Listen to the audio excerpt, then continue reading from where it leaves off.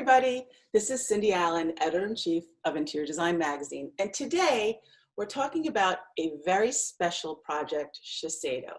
The brand, its history, moving it forward. And yes, we're talking about beauty, something we desperately appreciate these days. All with the Director of Design for Interiors at HOK, the one and only Bill Bouchey. Hi, Bill. Hey, Cindy, good morning. Good to see you. Nice to hear your voice.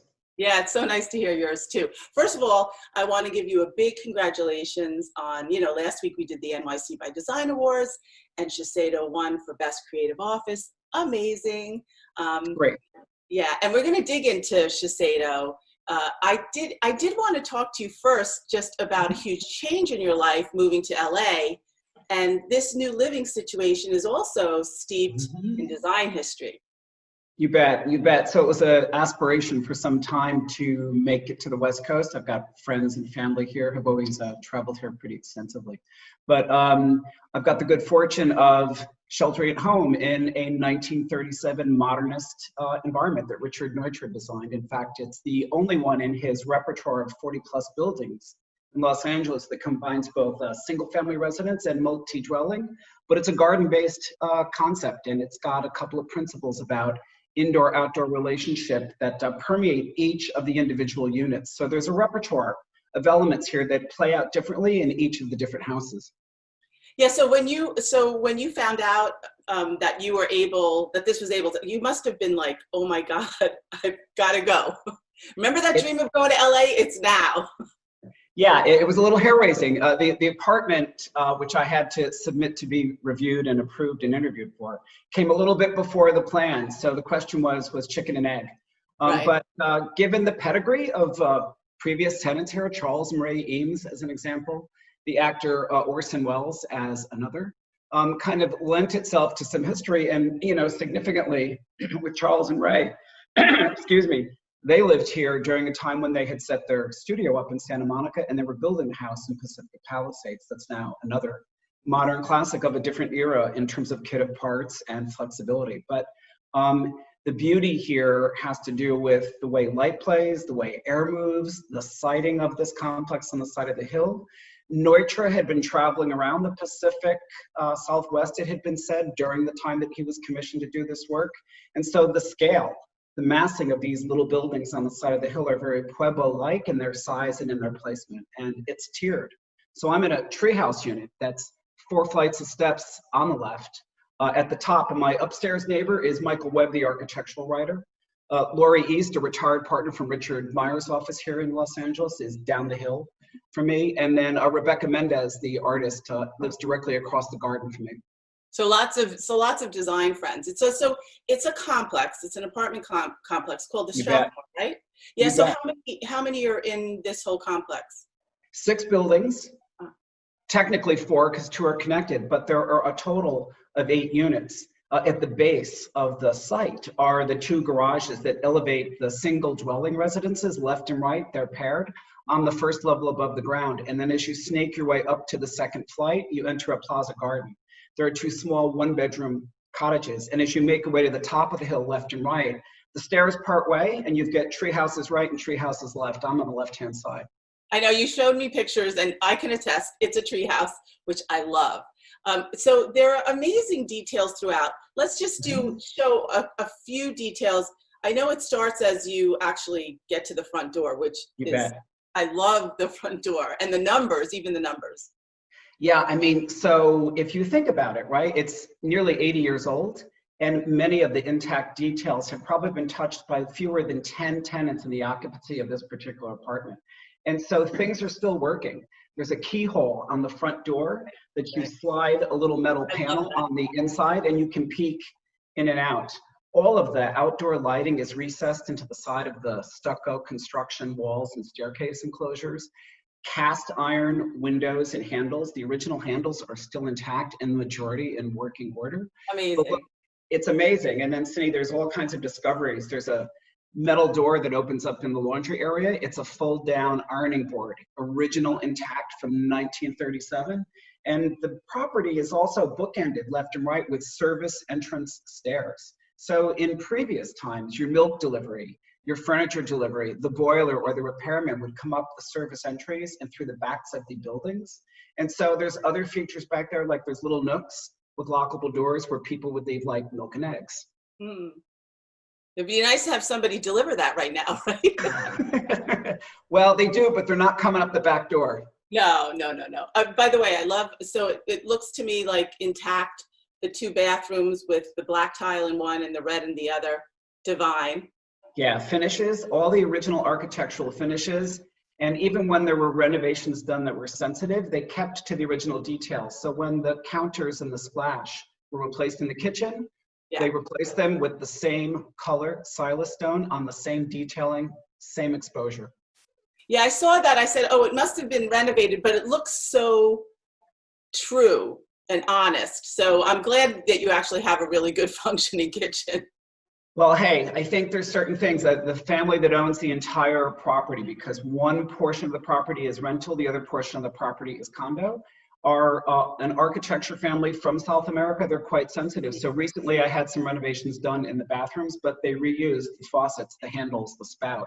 So many of the original details get reused, repurposed, and reinstalled in a new working fashion. And so things don't work perfectly everywhere, but part of the care and the specialness and the sensitivity, really the ability to be here is a gift. And so to be able to care for things for the future of longevity, but understanding that this is an international style, modernist, residential development that was originally conceived perhaps for faculty at UCLA and is now a living and working environment for a creative community. It's pretty special. It's pretty wonderful.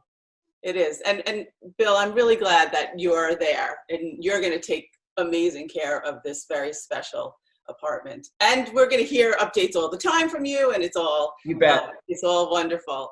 Couldn't have happened to a nicer fellow. So let's talk about, so that's history of your, you know, where you're living, but interesting transition over to a brand that is steeped in history. Totally. And this new and deeper relationship that you're having with Shiseido.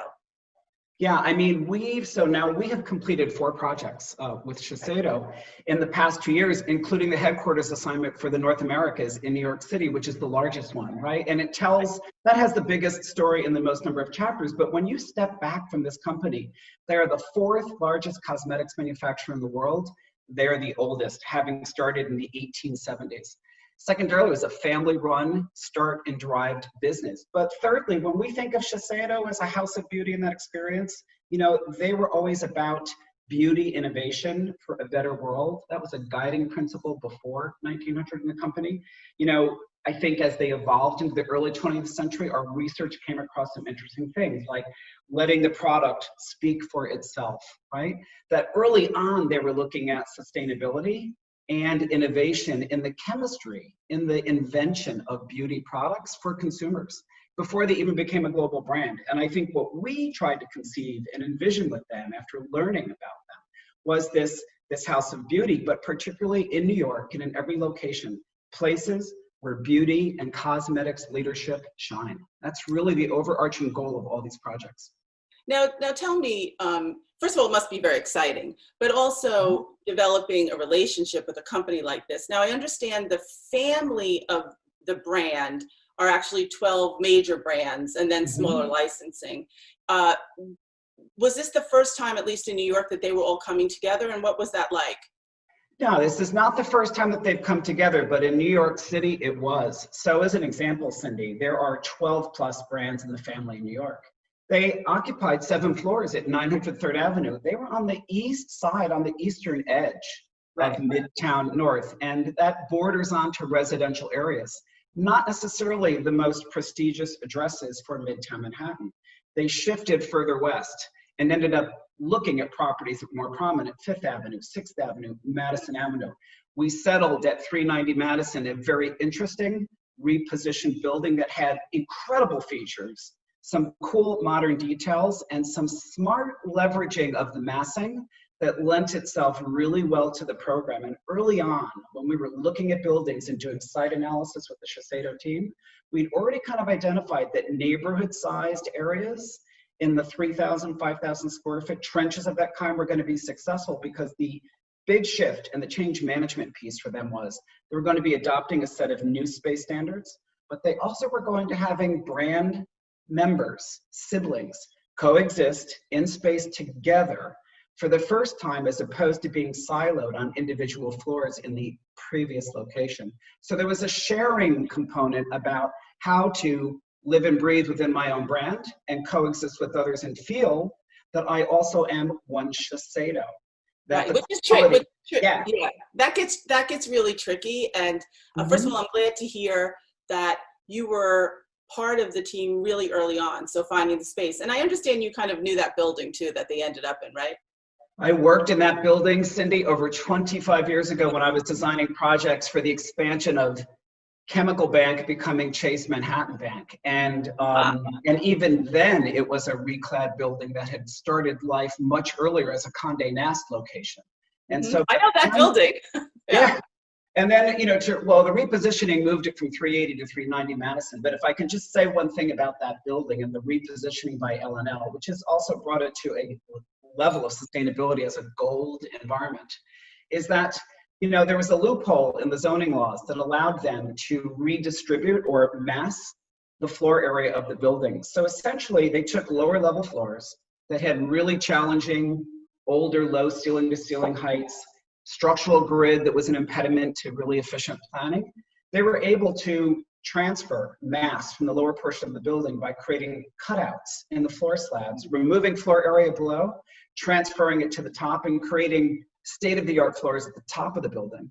When Shiseido saw this building, we inherited or were negotiating on a trench of floors in the middle, 8 of them, that had 3 two-story spaces, which really aligned itself with aspirational spaces for people to create and to have generous space, and frankly, to create architectural moves that could fit proportionally in those spaces and say something about their brand. Yeah, that changes everything, right? When you get that double height. Now I want to talk about, because you were telling me, and it was so beautiful, about their philosophy of Japanese hospitality called omotenashi, right? You bet. Very good. So omotenashi, in its historic principle, means touching the heart of the customer or the consumer. And so it's one of the deepest and largest principles within the culture of Shiseido globally. When we discovered it in research and talked about it in a discovery session with the New York City team, our client team, the thinking was how do we translate this into interior architecture? Our idea was to align it and associate it with the amenities program. And so when you arrive at 390 at Shiseido space, the 19th floor is the knuckle between the upper and the lower stacks. The place, the gathering place, it's where all of Shiseido professionals come together. It's got an arrival area. It's got a cafe bar and a large all-hands space. And so this is the place where the new amenities program, benefits and features that Shiseido introduced into the program of the project get expressed, where every Shiseido professional is touched by the hospitality and the retail influences that drove that experience. But Cindy, it's much more important than that. It's the place for casual collision, serendipitous encounters where people can have interactions with people they never had met before or knew in the previous location because they were in siloed floors without a central gathering spot. So it's really the all-hand space, and we call it the heart. Right, the heart. Yeah, I love that. And you have these beautiful moves, design moves throughout the space. Let's talk about that one. So you look up and what do you see? All right, so what we really felt was special was we wanted to express the brand in some way, but create a focal point in each of the 3 differing 2-story volumes. In this one, we took the S of the Shiseido brand, the identity, we translated it into a pattern of 3 S's in a larger composition, and then we took our cues from beauty product packaging, eyeliner, lipstick containers, right? Rouge discs. And we thought, how can we transform this? So we came up with a tubular design that was textured and scaled in nature. Ultimately, it's 3 groupings, 250 tubes. 50% of them have a light source and then the other 50% not, but they're all finished in a beautiful gloss white and arranged in a way that they add sculpture, layering, texture, and an association with curves. This was a way to transform this 2-story space to have a focal point. And Cindy, if you're on Madison Avenue in the evening or early night, Oh, and really?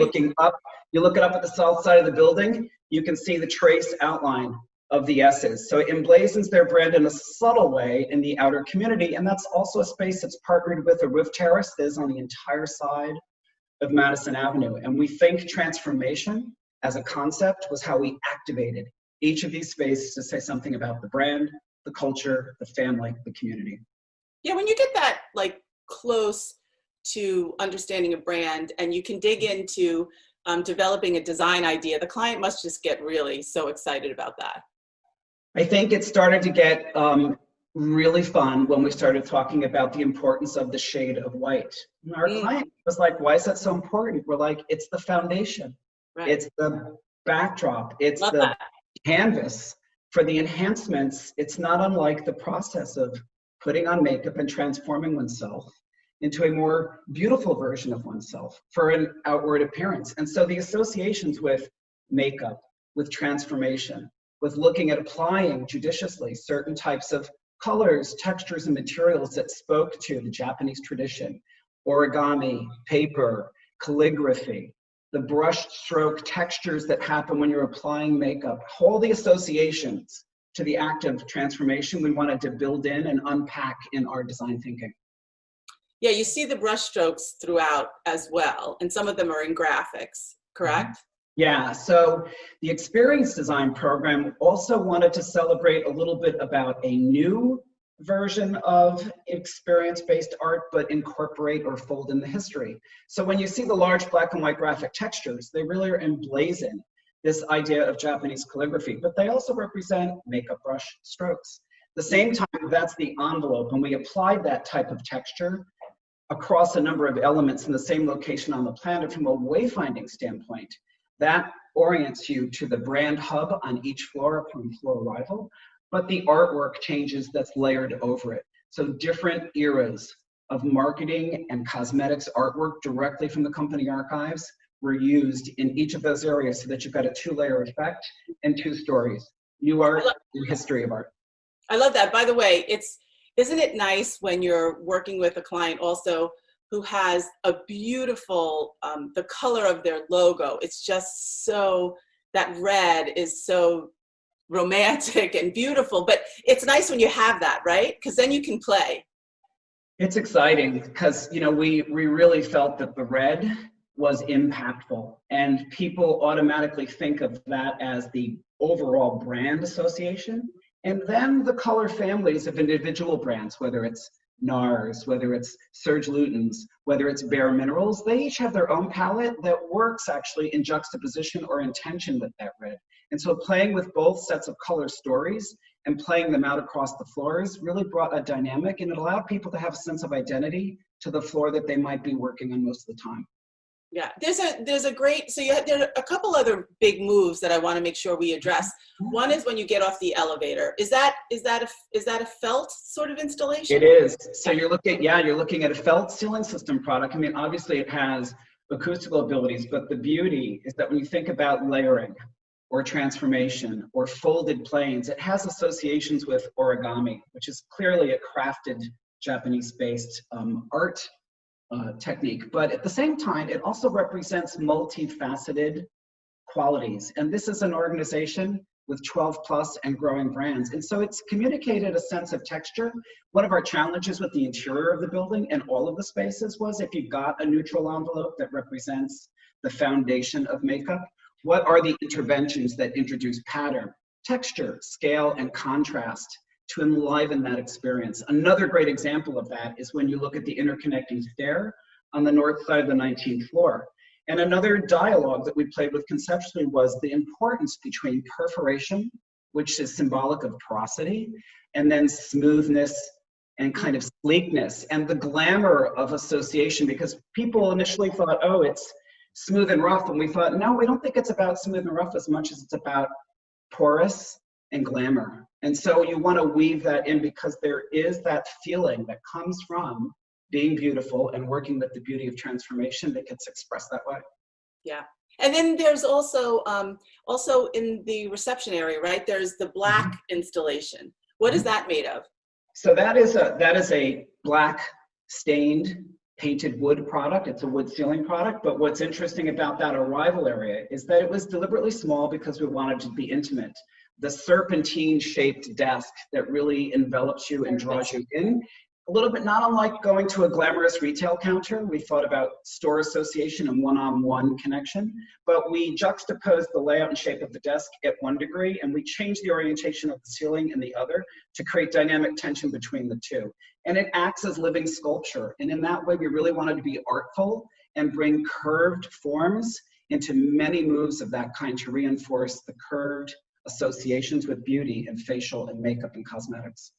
Yeah, so let's talk about the client. They seem like they're very special, and clearly you have a good relationship because you're working on these other projects together. So tell us how the other locations are like symbiotic, but a little bit different depending on the region. How does that work? Cindy, that's a great question. So what happened here was kind of interesting. Obviously, the design of the New York headquarters came first. The alternate projects, Los Angeles, Miami, New Jersey, came afterwards. And when we started to approach the second project, we said, you know, let's have a workshop around the importance of experience and the experience being similar. So what are the elements that represent the new brand concepts and how would they play out in other locations? But how do we tweak them? How do we change the nature, the scale, the application of them so that they're unique to each location?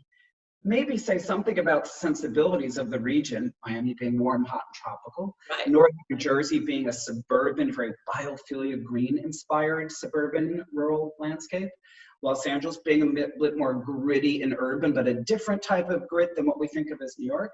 And so the idea was to then take key elements and cast them differently and change up the finishes to be influenced by the regional. And that's how we kind of work with them. And the thinking was that this was not a kit of parts that was cookie cutter, but in fact it was another application, another set of elements that made up the makeup composition of that particular location. Yeah, so which one was the second? I know you said that Miami, was it Miami? Yeah, Miami was second, in fact, and it was recently photographed, and you know the shift there was quite interesting. We did a different type of sculptural ceiling cutout, and the tubes that you think of as being very product-based conceptually in New York that are white are done in black there. So it was an interesting change up to bring contrast because you could say that Miami has a more amplified environment in a way perhaps than the New York experience. Right. Now just tell me, because you had mentioned that New Jersey ends up being more of a laboratory? Well, there's a different set of functions programmatically that happen in that building as compared to say Miami or New York. So if you think of maybe the New Jersey location as being manufacturing, more chemical in terms of research, right? So you've got more of a workplace lab component as opposed to New York, which is sales, marketing, branding, account service, product development, right? So it's a different location, not an unusual program for a suburban location outside of New York as compared to other clients that have similar types of facilities. So in that situation, it's a little bit more like a higher ed environment in that there is much more ideation going on of a particular type around product invention, product development, and product testing. How is the client? How are they doing? Client's doing really well. We are in dialogue with them and helping them with a path forward. We're talking with them about how we can help them with reoccupancy, what the assessment and the implications of that can look like. They are eager to get back to their space. Their own internal surveys have indicated that people want to get back to the environment part of the time. And I think, Cindy, the reason why you mentioned that, and I think what's interesting about that is, we've all known right now, in any firm, any company that's had a mobility program for 20 years knows that work from home can work. There is, though, that qualitative experience of being with a group of people, whether it's small or large, and figuring something out or solving something together that's chemical. And that chemistry and the learning and epiphanies that we all share and experience real time are not something that we can experience working in this virtual way. And I think that's what people are missing, and that's what we're hearing. Yeah, no, I completely agree. And actually, it's almost the reverse. Like the collaborative part that we can have in trying to do it over technology becomes the frustrating part, right? Because it's hard to communicate. It's, you know, that the body language or not talking when you're next to somebody who you work with for a long time, you just don't we just don't have it, and we miss it so much. And as you were saying, we just working all the time. We don't know what's coming or going. We're just trying to make I love that. What I'm hearing you say, this is kind of a new epiphany. What I'm hearing you say, it's almost as if technology gets in the way of one's intuition. And yeah, I think it does. It does, definitely. I mean, thank God, I sort of like was on a call yesterday and we were saying, oh my God, without Zoom, which we love and hate, right? So without Zoom, how would we be able to do all these things, right? So thank God for technology, but at the same time, it's the other thing that we're craving that we miss. Well, certainly we're craving beauty these days, right? More than ever. All the conversations I have on the health and wellness and healthcare portion, all the designers are saying it's going to be up to us to keep it beautiful, right? And certainly this project is resoundingly beautiful. And I love that it has, as you say, the amenities and the hospitality and the history of the brand in such an elegant and lovely way. And I'm so happy, when I hear when it's like when you're working with a client and it works out really well, that it's happening in other locations. Yeah, I think there's a great leadership opportunity here for all of us.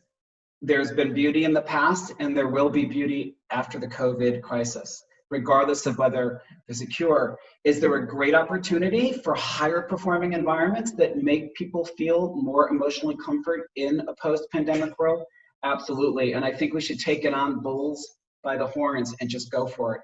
Because I do think at the end of the day, it's about comfort and it's about making the human being in the built environment feel safe without risk.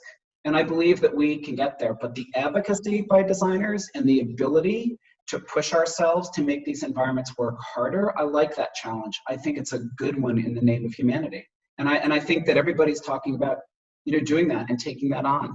And why not, right? Why not? Because it's gonna lead, if you think about it, right? It's gonna lead to new planning ideas. It's gonna lead to new product ideas. We're all waiting to hear what the new policies will be. So we think of that as the 3 Ps, and we're watching it very closely.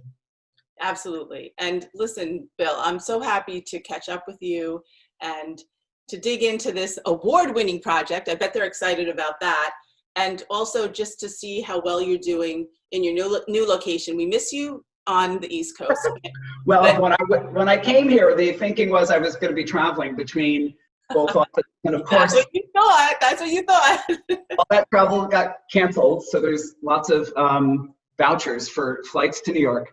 But I am working virtually with teams in both locations. It has meant taking on a different workday. So I start real early with the East Coast teams, and I wrap up with my West Coast teams later in the day. And having worked in that type of schedule juxtaposition, I'm pretty acclimated to it. And again, as we started this conversation about living in LA and being in a landmark building that's on the register for historic places, I couldn't be a more privileged person in a shelter-at-home situation than being in an environment like this. That's what I was thinking of with you, that I feel that you're blessed to be there. I know how much it means to you. I'm so happy to see you so relaxed there, even if you're working around the clock, and be in that tree house and celebrate Neutra and the history, and be well, because that's what we really want. By the way, I know that there's a nice little video that you put together on SANDOW. So I'm going to send you a virtual hug, and we'll end with this lovely video that will keep us inspired, and remember that beauty does really matter in the world. It does, and it can actually perform really hard as well. So thank you, Cindy, for featuring the project, for talking to me. The HOK team is so excited about the love all of you at HOK. You're amazing. They're all thrilled, and the Shiseido team as well. And you asked about them earlier, and I don't mean to take too much of your time. We had a patron-like team of 4 executives in New York that showed up at everything and were engaged in everything. It was a most smooth and wonderful process, and it is their attention and their ability to show up on time allowed this project to really have time to explore research-based conceptual ideas that really bore out in the interior architecture. And that's what really excited us most, was that they cared. Yeah, you know what? When you have a great client and you're a great designer, and it's a good relationship, that's what comes out of it. And that's why you see it in this project. So a super congrats to all. Thank you for having us. Great to Okay. see you. Enjoy your Bye. day. Take Bye. care, everybody. Bye.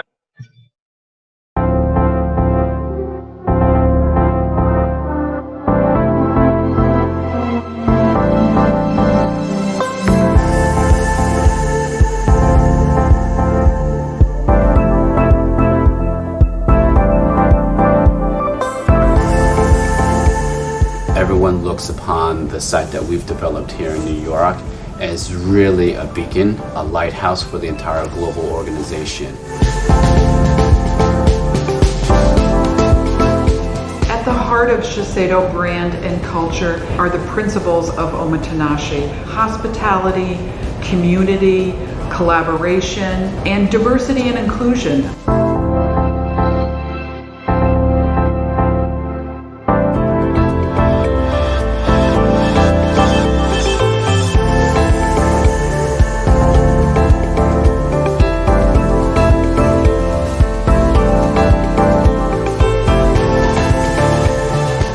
Not only is it a beautiful space, it also signals to our employees that the company cares about their work environment.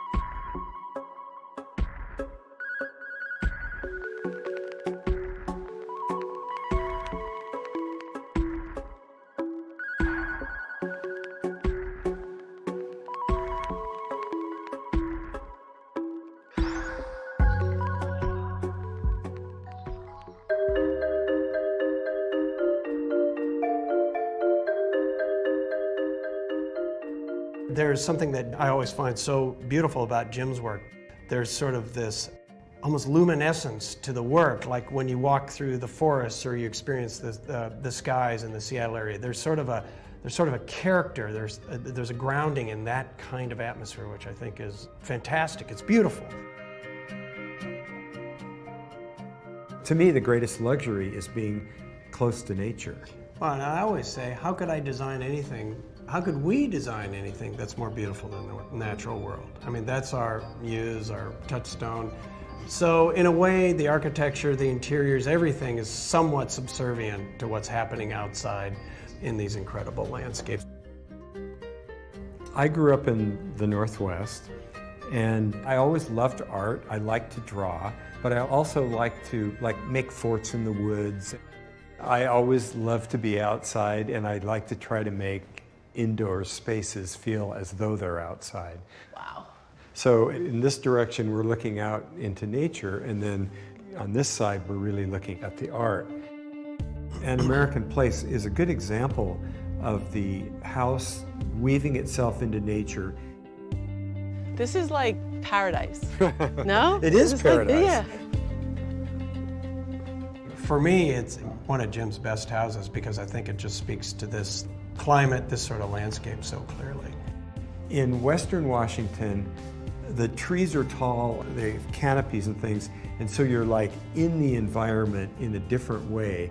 The landscape, the architecture, the interiors, furnishings, art, all that, to me, it's all one thing. And I think Tom, in Eastern Washington, it's sort of more wide open space and things are clear, and he does these, really strong shapes and forms and objects that are out there on the landscape.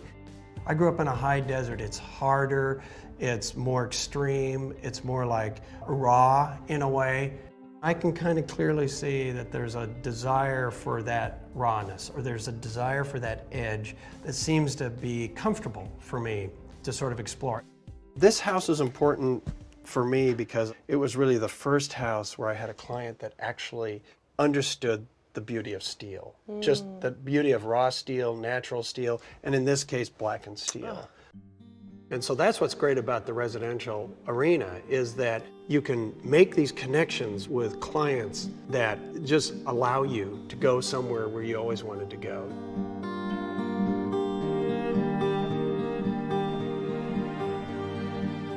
My dad's an architect, and I grew up around architects and artists. When I left home, I was really more interested in sciences, hard sciences. And although I was interested in it, there was something that was missing in my life, and it was this sort of craziness that this sort of art, this sort of poetry that I grew up with. My little thing came out of art, and Tom's came out of physics, and he calls it his weirdness. And so I have my weirdness over here, and his is over there. But I think they both are sort of vehicles for a way to get into architecture. And architecture is about life. It isn't about buildings. It's about all kinds of things. I joined the firm in 1986, and I had been with a small firm up in Alaska. So there was a sort of an overlay there with the big natural landscape of Alaska, of course the climbing, skiing scene, and then doing architecture in this big wild country. The great thing about climbing was there's a leader on the rope, but then there was always somebody backing them up. And you would actually sort of flip, on the route as you went up the mountain. And I always thought that was such a great sort of partnership model in a way, because sometimes you were the lead on the rope, you were the one taking the risk, you were the one that was hanging it out, but you had a partner there, you had somebody belaying you. There's absolute respect and protection and sort of support system that allows each person to sort of lead. So the idea of this house is that it sort of opens and closes to that environment. It's all about understanding the local climate conditions, the local sun conditions, and how do you translate that understanding into a building. In northwestern Washington state, light is scarce, especially in the winter. And so probably the most important thing we could do is bring in natural light. The light catcher might be the best illustration of using natural light and sunlight. The Mission Hill Winery is all about not getting light down into the cellar. The tower is actually used as the luminaire so that when people come from the very bright sunlight, that they can have this transition through the stair as they come into the cellar below. Wow, what a beautiful spot you have.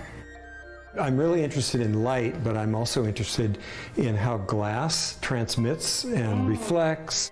I think glass is a really great material to constantly be tweaking and fussing with. I don't think I've ever been in a space like this before. It's like this prism, right? Of holiness, Exactly. It isn't really officially open to the public yet. So you're getting a little sneak preview of Chapel of the Future here in Seattle. Here we are right on a busy downtown street corner, yet it's completely open, and so people can sit in here and have a very different kind of feeling of sanctuary. Yes, yes. We're both little kids trying to get outside. I mean, that's very interesting. Yet you're doing beautiful architecture and interiors. Well, but they're every bit the part of the exterior. In fact, that's the whole idea, is how do you bring that exterior back into the interior and vice versa? The idea here is you basically can open up your studio or your gallery completely to the alley below, so you can bring up materials. It's like a vault. Well, you just kind of vault like.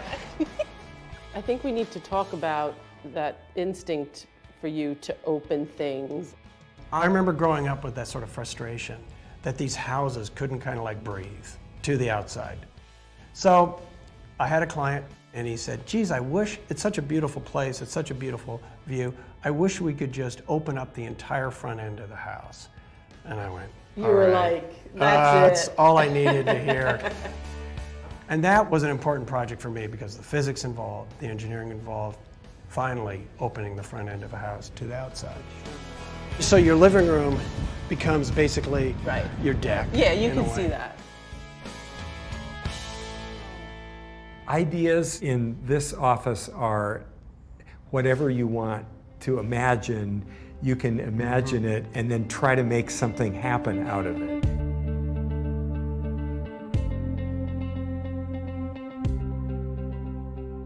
Jim brought up this idea, oh, there's a storefront, you know, we should rent it because this area is going through some tough times in Seattle. Alan Maskin and Kirsten, our two other partners, got a hold of the idea and took it way beyond what I had imagined.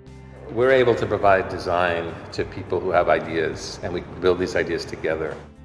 Each month, it's something different, and a new group takes it over. We've created 12 completely different experiments and installations that have been open to the public. It has no constraints. It allows kind of an open framework for doing interesting things, and we can say yes to things. The main reason that we're here is to try to do the best design that we possibly can, whatever that means to us. I think there's this earnestness about both of us about what we're doing, like we're really into it. I mean, like we really are into it. It's not just an architecture firm, it's not just an art firm, it's not any design firm. Design is like an attitude about making our world a better place.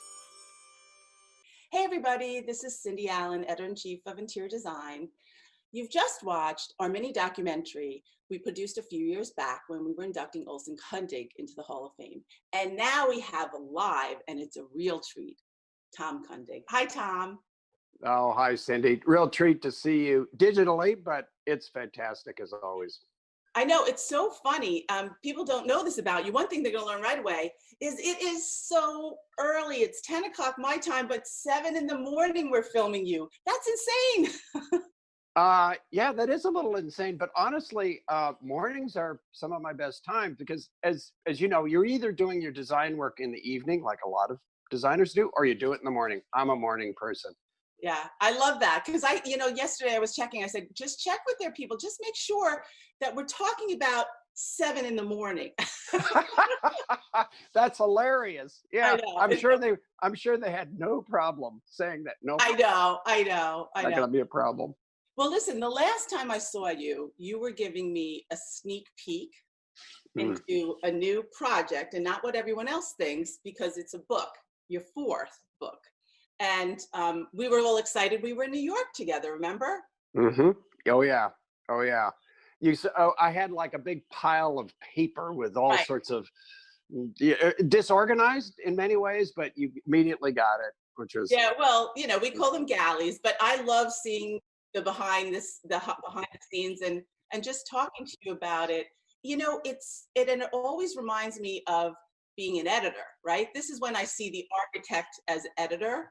And I always feel that kind of kinship of you critiquing your own work in a printed version of it. Ooh, that's pretty interesting. I completely agree with that. I think sometimes the background work is as interesting as the finished project. In fact, sometimes when a project is under construction, that's sometimes the most inspirational moment of a project, because you see this thing that is developing and you don't necessarily have an understanding of how it is being developed, and sometimes it's an unbelievable source of inspiration to go to to maybe go to a next exploration. Yeah, I couldn't agree more. I love that. And there are a few things that we want to share with people. First of all, there was something lovely that was sent to me about you growing up in Spokane, and how the whole mining and lumber and agriculture, how that has framed everything you do, which, by the way, when you hear that, it makes complete sense.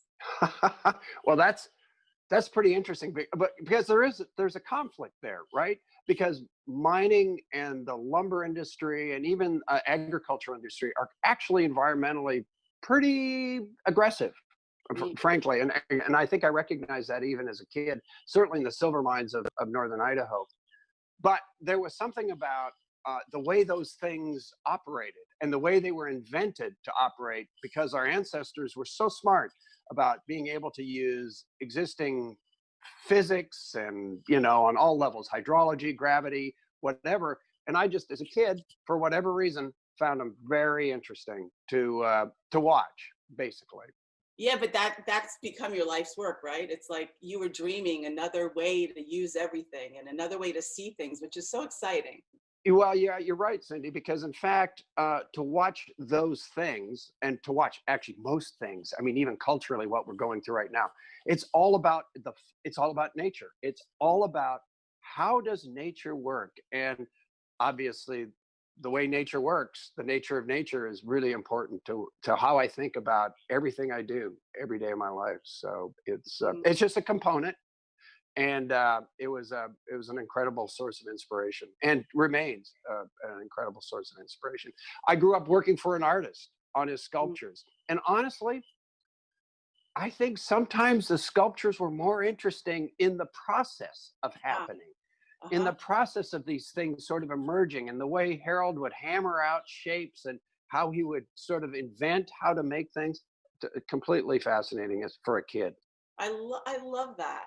All right, so let's get to the book. I think you need to first tell us why the name, which is working title. I don't even know. It was like, well, you know, some people say, well, it's because you're always working, and so you're always thinking about the word work. And I honestly, I answer, well, you know, it's interesting you say that, because in a way, what I do is work, whatever that means, is not really work. I just, you know, I spend an inordinate amount of hours just doing what I do. So it's not work. It has a funny connotation. I actually think it's kind of a fantastic word, because you're making things, you're changing potentially the world for a better way. And working title, honestly, you know, I see it in the movies, you know, of course, when they're sort of trying to figure out, you know, how that title might work. And I just love that term, working title, because it means that things are in transition, things are kind of being reconsidered. And that's the way this book is supposed to come off, is that this is a you know, everybody's always in transition. Right. This is a transition. And working title is frankly implying that things are moving, things are changing. Yeah, well, it definitely gives you like a sense right away that it's going to be a special and a little bit different book, which I do love. Now I know it covers 29 projects, and they're not, you know, they're pretty recent too. It's kind of fantastic. And the range, you know, we always talk to designers about trying to have a broad range, but the range is really, really broad, from residential to commercial, cultural, culinary. It's kind of fantastic. You get it all, right? Well, see, and I'm sure, Cindy, you know better than anybody that what I've always said is that the residential arena, in fact, feeds all of these other projects, because, you know, as a designer and the editor of a super important design magazine, because you guys are also telling that story. That basically, it doesn't really matter. Right. It's all about design. It's about solving problems. It's about understanding the problem. And for an architect to understand the residential arena, I think informs everything, whether it's a wooden boat shop, or whether it's a museum or a culinary institution. It's all about, you know, what's it like to be a human being? What's it like to flow through the space? What's it like to sort of understand proportions? So the residential arena grounds it, and then everything comes from it. You know what's so interesting that you say that is that many times we see a lot of experimentation in the commercial work, right? Let's say like hospitality, well, all different types of commercial work, but we see that kind of risk being taken, and then a different version of it might come around in residential. But you really experimented, found the right kind of clients that would allow you to experiment almost reverse in the residential world. Totally agree. And that was almost, I'd like to say it was a brilliant idea. I think I just sort of fell into it. What I realized as a kid, because my background, you know, maybe I started into architecture a little late, even though I grew up in architecture. To just really be serious as a professional, I started a little late. I realized that I had to, if I wanted to really sort of realize a lot of these things, I had to work in an arena that went relatively quickly. So that, you know, because to your point, a commercial project might be 5 to 7 years. The Burke Museum is a 10-year project, you know.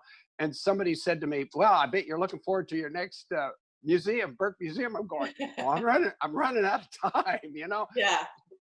But the residential arena and even the TI arena allows you to sort of think about that nano level invention, and then and rather quickly you see the you see the circle in 1 or 2 years rather than 5 to 10 years. Does that make sense? And Yeah, does that no, that completely makes sense. And I think it's very, very true and valid, by the way.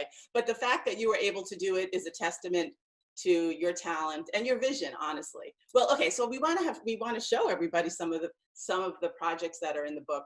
And I love how it's broken up. So designing for human experience, adaptive reuse, and architecture and nature, right? So that, I mean, they couldn't be more relevant. They've always been relevant, but like right now, it just pulls at your heartstrings how relevant they are.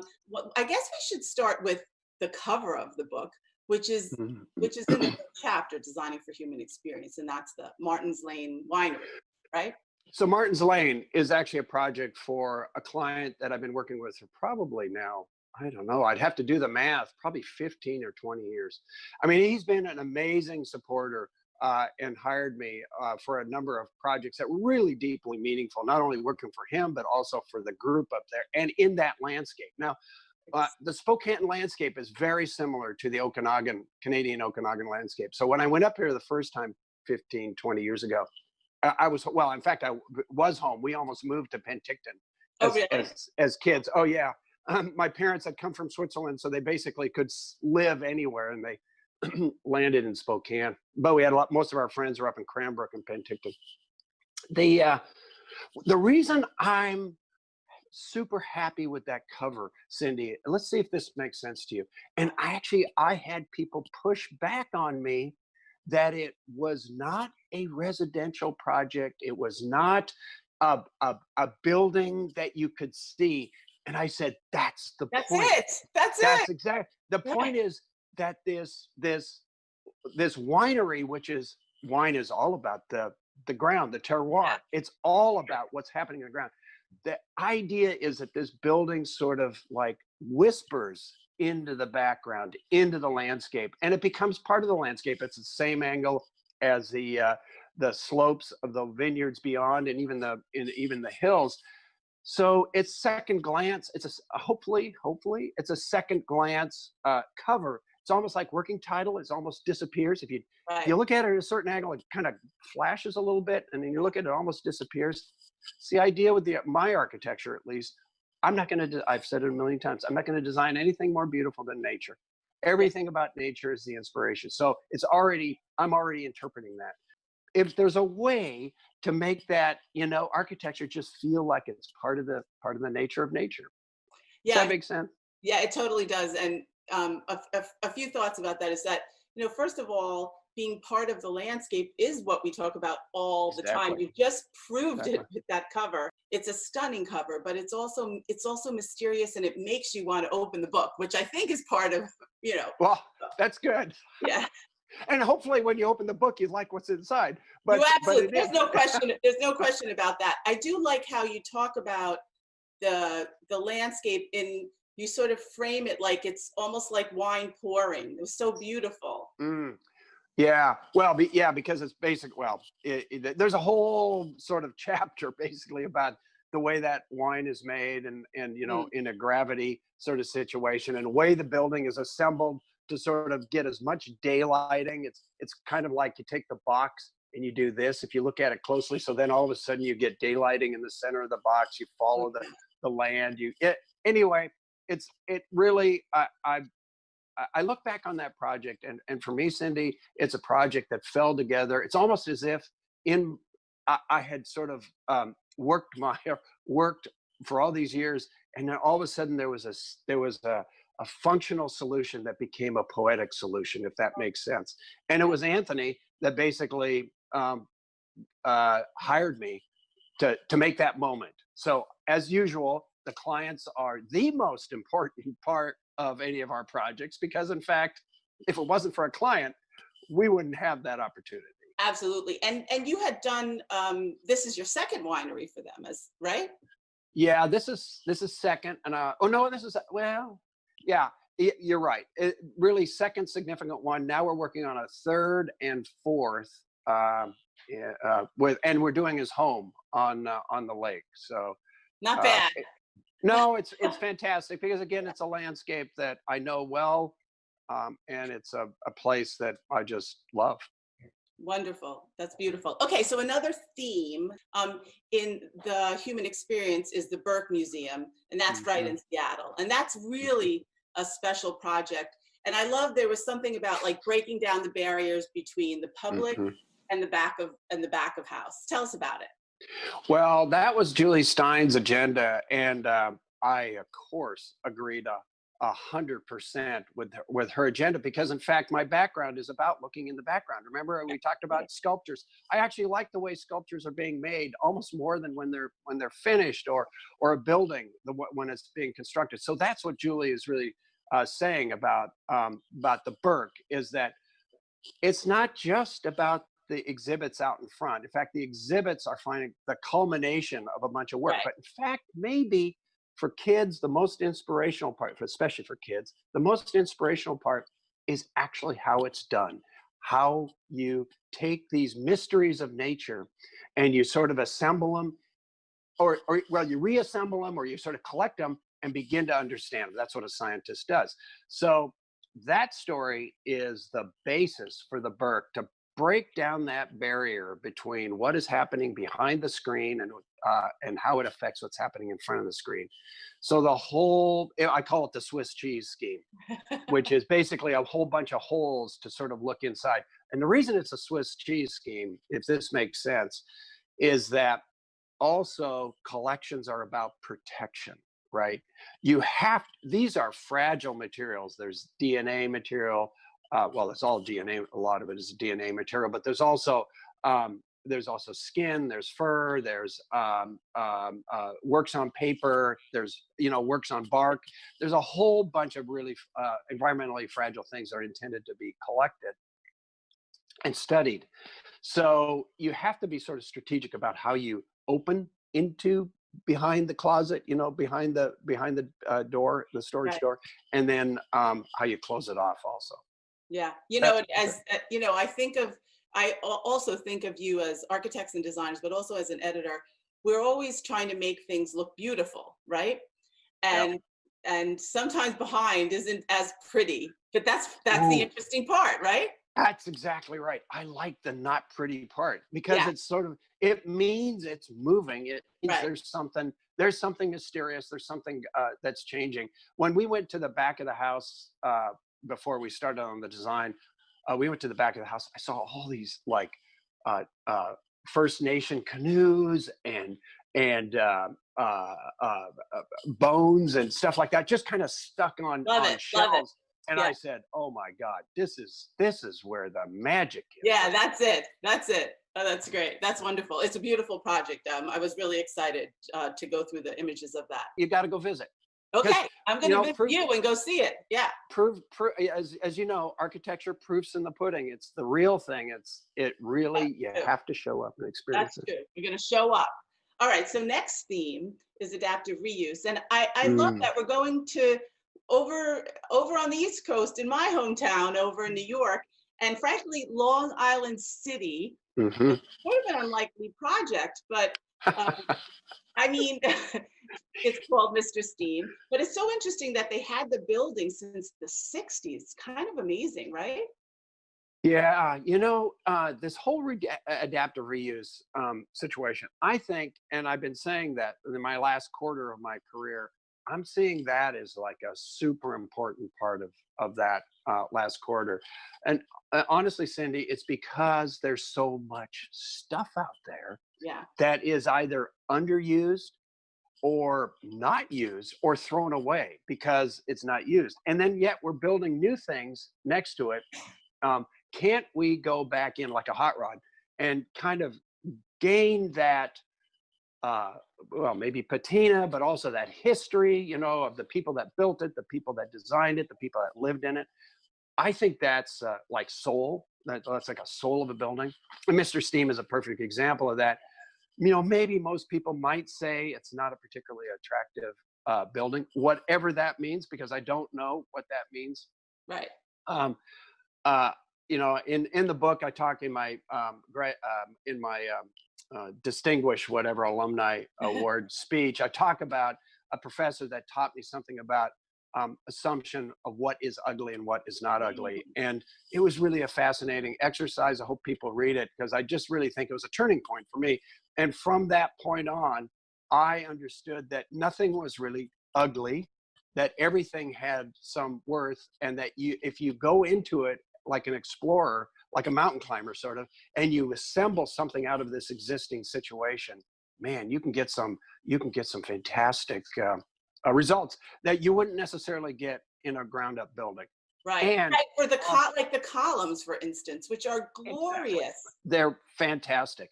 The other thing is, it's the most sustainable way of doing a building, because the embodied energy is already there. No matter how hard you try to make a perfect new building sustainable, it's not the same as making an old building with good systems into a good building, into a sustainable building. So like, I think it's our future. I think really.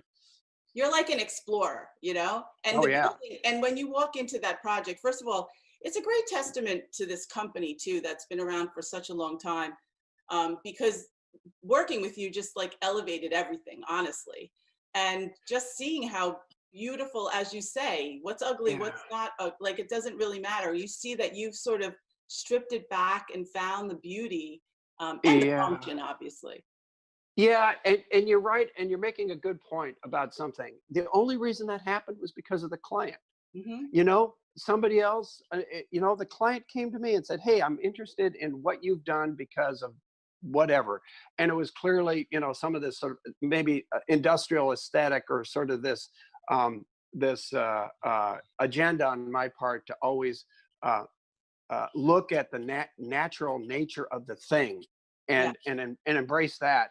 And for some reason, this client in Long Island City called me in Seattle and said, I love your stuff. Come out here and do it. Are you interested? It's a small project. Are you even remotely interested in it? I go, of course I am. This is like a perfect project. I know. I just thought that was like so wonderful. And it felt very random in a way. Like he couldn't believe that you wanted to either. And it's fantastic. The result is fantastic. Okay, so let's get to our third theme, which is architecture and nature, which is what you talk about all the time. And there are some famous Kundig houses in this chapter, like the Rio house that everyone's seen in Brazil. That's splendid. But the Dragonfly one in Montana, I don't know that everyone knows about this project. Yeah, it's so it almost fits in. Dragonfly almost fits into the agenda of the cover in a way. Is how do you respond, and so does Rio in a way. All the projects do. How do you respond to the local natural context? I grew up in a natural context. I grew up in Spokane, Northern Idaho. You know, well, it's Eastern Washington, Northern Idaho, Southern British Columbia.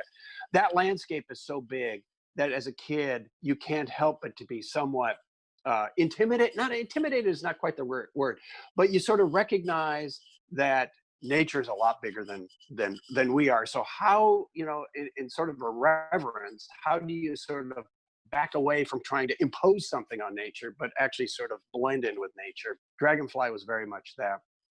If you look at the project, you'll see that the colors, the proportions, the way it floats through the forest, the mixed stand forest of Whitefish, Montana, the way it picks up the horizon line and the lake line, you know, the water line as it floats through that forest, you know, and again, all the sort of columns and colors of the bark. Yes. And the shadows in the bark. It's intended to sort of, again, be a whisper into that landscape. And then it also kind of opens and closes. You know, this was a client that very much is active outdoors, like me. I'd rather be outside than inside. That's the way this client also was. So it actually, the house in a sense kind of can undress. You know, it can kind of open up big windows and big doors and kind of just breathe that natural landscape of Western Montana. And then it also can close up because Montana is a true 4-season climate, and there's an ability to then take this, put the clothes back on and kind of cozy up and become a little more intimate. So that's the idea of, it's one of the ideas of Dragonfly, how it opens and is influenced by the nature of its place. Yeah, it's wonderful. And the way you do that so seamlessly, so beautifully, like nobody else, honestly, Tom. We can't forget the Costa Rica house too, that everyone has seen, that also is like part of the landscape that is just wow, right? Yeah, well, and of course that's a different climate, slightly different climate. That's a climate where you're in flip-flops and shorts and a t-shirt, and you're hanging out. Things that the breezes are going up and down, the surf's up, you're going down to the beach. Right. So the idea of that place is it is in a semi-tropic, totally comfortable place. Interesting thing about that project is that most of the wood was harvested out of the local forest because it was an invasive species, and that is teak. It was not a particularly high grade teak, but teak in Costa Rica in this area is invasive, so you can take it out of the forest for nothing. Basically, well, it costs something to take it out, but and then assemble a home in it. And so that was a dream project, frankly. Again, because it's almost like you're outside when you're inside. Right, and also just like you said, like exploring nature in all different settings, right? That's what you're a master of, right? Mm-hmm. Yeah.